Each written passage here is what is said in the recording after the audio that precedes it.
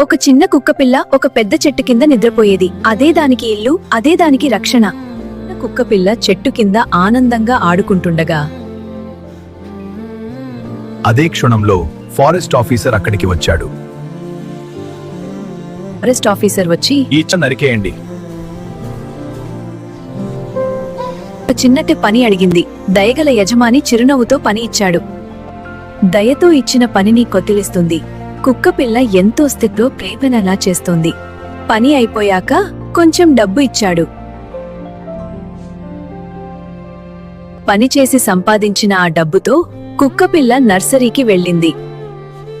ఒక చిన్న చెట్టుని కొనుగోలు చేసింది. కొత్త ఆశతో చిరునవ్వు చిందించింది.